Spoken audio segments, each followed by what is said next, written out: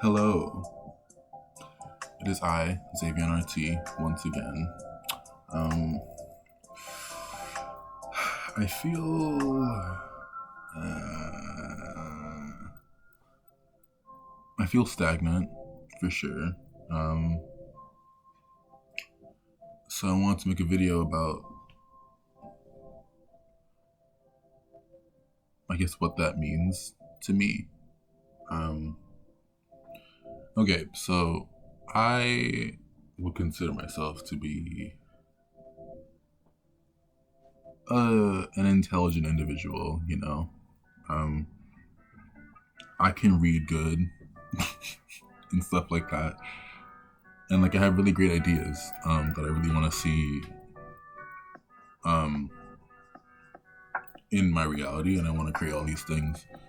But I always get stuck in like this headspace of not feeling like the content that I make is or would be good enough.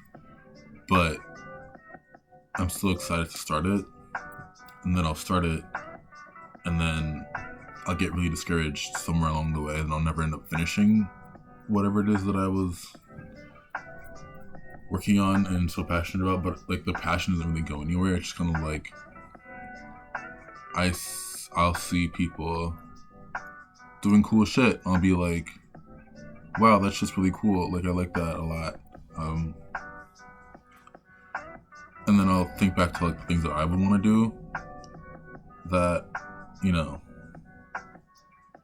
I think could really benefit the world in a creative way and in just an overall, like sense of progress. I don't know if that sentence makes any sense. I don't even know if that was a sentence.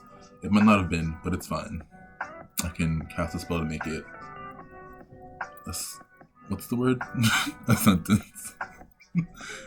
But yeah, like I deal with just I'll compare myself to people a lot of the time, which I know I shouldn't do, but it's like, how do you not do that, especially when you're like a creative person, right? Because like living your life and making a career as a creative, I feel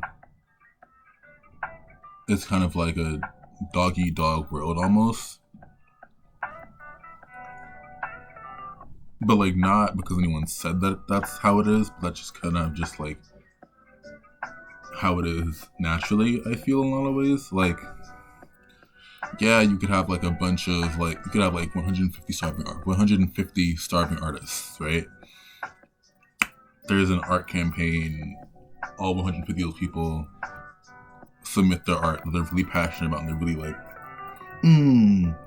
they're really proud of, and then only like 3 out of that 150 get picked for whatever the big art campaign is. And then it just kind of leaves you, well, it depends on your mindset, honestly, because like you can either look at that and be like, well, you know what, I might not have been one of the 3 this time, but that just means that I have to fucking work even harder for next time. And you do. And maybe you don't get picked that time. And then maybe you're like, well, maybe it didn't happen this time, but then you keep trying. And then eventually you're one of the 3 that gets picked for like the big project, and you make all this money and you're doing all this stuff and your life is like drastically changed and all that stuff. But like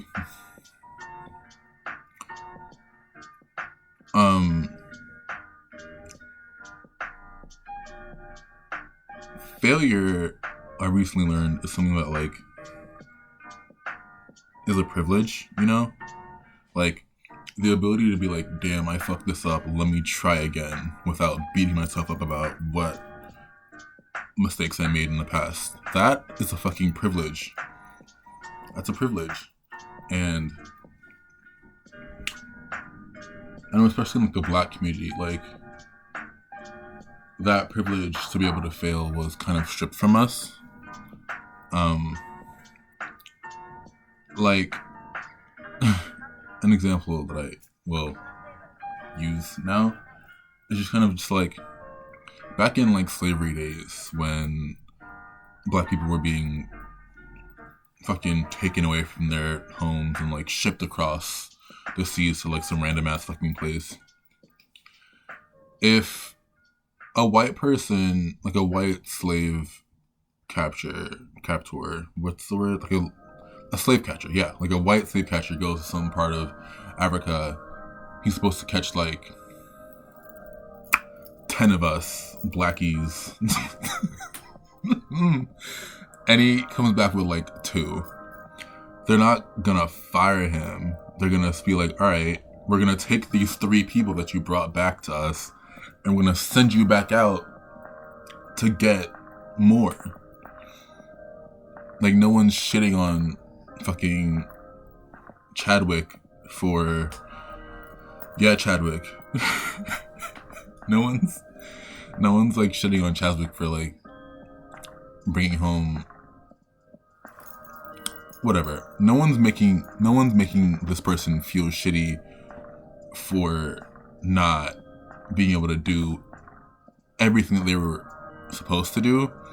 People just say, hey, go back and try again. Bring more of them, because it doesn't matter.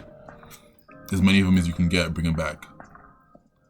But with black people, it's like, if you were in the wrong place at the wrong time during like the era of slavery and you get scooped the fuck up, there's no second chance for survival and like staying where you're at. It's like, oh, they got me, which means that I'm either gonna die here or I'm gonna die here, and yes, I meant to say that twice. Or I'm gonna have to completely change my entire life. And I feel like I'm becoming more aware of the fact that like that shit is like a really big aspect of generational trauma for black people. Because to this day, if you fuck up today 2020 like time now, if you're black and you fuck up, people instantly put you in the box of like, oh, you didn't try hard enough, you were out here doing all this crazy shit you shouldn't have been doing, you were like fraternizing with the wrong crowd, like it's always like you made a mistake that permanently altered your life. It's never like, oh, hey, you made a mistake, your life is still your life, let's just figure out how the fuck to move forward. That's not how it's presented to us. It's like, oh, hey, you fucked up, that means you're a fuck up for life. And I don't want to be a fuck up for life. I don't want to be a fuck up. I don't want to fuck up. But the gag is, I do want to fuck up. Which I know, it's like, I'm contradicting myself. But I hope I'm making sense. But yeah, failure is a privilege. And I want to use that statement to motivate myself to do better for myself. But it's hard when you're constantly comparing yourself to what other people are doing.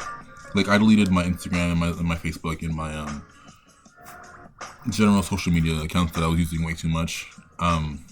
Because I felt like I was, even though I had like a good following and I was using my platform for what I believe to be good, I definitely did feel myself losing myself in a lot of ways. Like it became hard to figure out like what was worth doing. Because in my head, I'm like, oh, well, yeah, you could do that, but like there's like 82 other people who have already done this, so what are you even gonna do? And like, your followers don't even really interact with you like that, so like, what's the point really? But then like, kind of looking back now, I'm kind of like, well, you have to do it for yourself first, and then after that point, you can start to do it for other people. But like, I want to just live my life and do shit for myself, and then kind of be like a blueprint for other people to look at and be like, oh, well, he did it and he fucked up, and these are all the ways that he fucked up, but he still did it. So that means that I can do the same thing. Like, I want to inspire people to look at the shittiness of the world and how they relate to it, and then through that figure out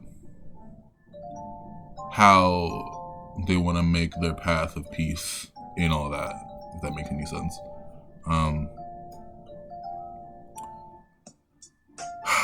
But I guess, yeah, to bring it back to right now, I feel and I'm not used to that. I'm not like a feelings person, but like I keep feeling like I could be doing better, you know. And like I'm doing shit, like I'm meditating, not every day, I can admit that, but like I meditate regularly. I play guitar regularly, not every day, but regularly. I'm writing, I'm making videos now, and I feel good about that.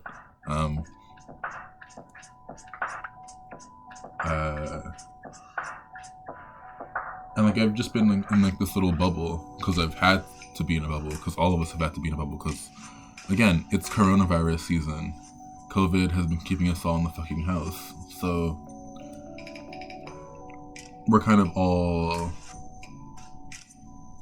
tied to our personal space bubbles, and I'm trying to figure out like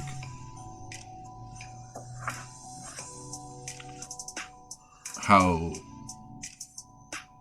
to motivate myself when the things that normally inspire me are outside of these four walls I live in and rest my head in every night. You know what I mean? Like,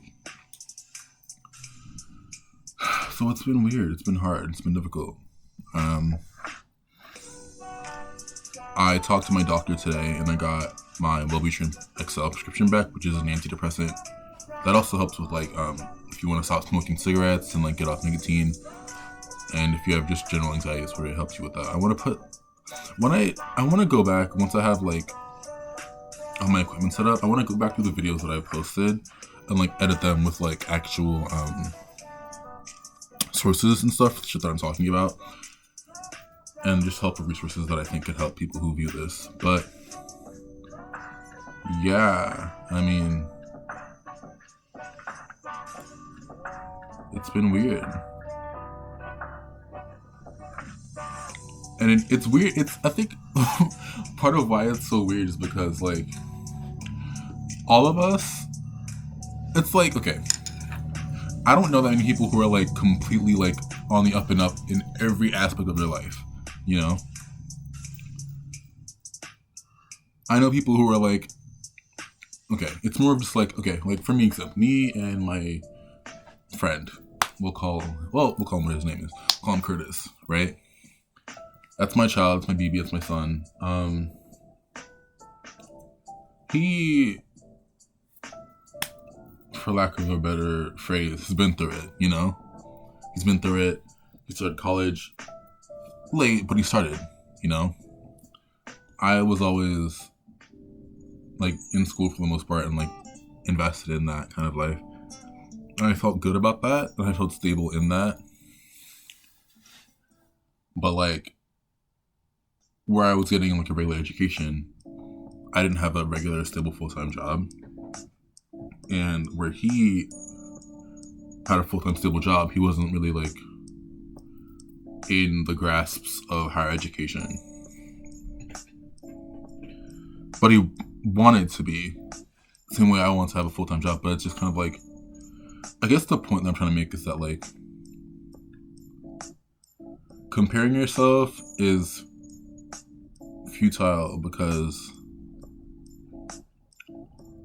there's always a give and take. Like, where you feel on the up and up and where you feel like on like the low ends, someone could be looking at you and thinking the exact like thinking like the same thing, but from a completely different perspective. Like, it's like, how do I explain this? It's like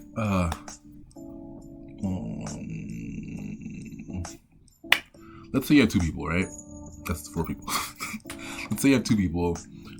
Both of them have very similar interests. Like, they both want to be in a band. They both want to have a full-time job in the entertainment industry. They both want to find love. They both want to have a stable job. I don't know if I said that already, but yeah, we're going to roll with it. They both have just similar interests, right? one guy number one, he meets the love of his life, and he has a stable full-time job. You know, he's living his life. He's feeling good. Mental is on the lower end, and he's not in school, but he has his partner, and he has his job. Guy number two doesn't have a job. That man is broke. But his mental health is like on 10. And he's in school. He's like feeling himself. He's doing the damn thing and all that stuff. But like he has no life partner. He doesn't have a stable job. But both guy number one and guy number two are both looking at each other like, damn, I wish I was living like you. Another person's like, damn, I wish I was living like you. But then it's like, you're both kind of living the same kind of life through different life experiences, if that makes any sense. So,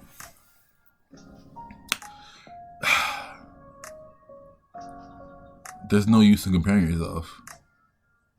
It's just not realistic, you know?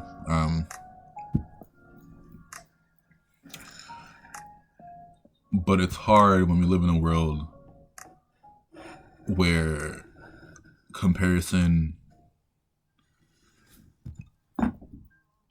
is kind of just like,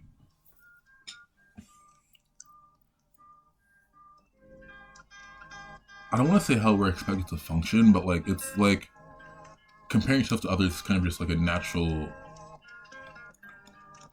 effect of the social media generation that we live in today. So it's difficult. But I think the key to getting through that is knowing that, not to be dark, but like we're all suffering in some kind of way. We're all posting the best parts of our lives, you know? Like, we're not seeing the failures too often from people. And I think if more people were willing to document their failures while they're on the process of like getting to wherever it is they want to go, I think if more people like documented that shitty process of getting to where they want to be, people would feel less alone. People would feel more inspired, I feel, because like, okay, for example, like Lizzo, I don't know if you've ever seen any interviews with like Lizzo, but she didn't just pump juice out one night, you know? She had to go through it and like work for it and like go through some shitty ass experiences with some shitty people, you know?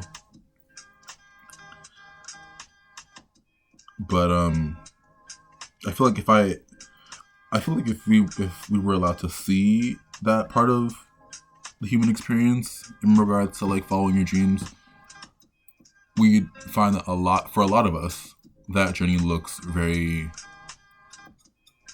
relatable. So we can be like, oh, she was going through it. I'm also going through it. So there's nothing to lose, you know? I just have to create. And we'll just see what happens after that. So, yeah, I'm going to wrap this up now. I'm probably going to make another one of these videos. I'll be like following this one, but I said that for like the last one. I didn't do that. Also, this is anyway. Anyway. I will see you guys later. I hope you guys are having a good ass day. I hope you're smiling today. I hope you meditate today. Yeah. Get some meditation time in, carve out those 5, 10, 15, 20, 25, 30, 35, 40, 45, 50, 55, 60 ass minutes and get some meditation in. It'll help. I promise you. So yeah, like, subscribe, comment, all that stuff. And I will see you guys later. Bye.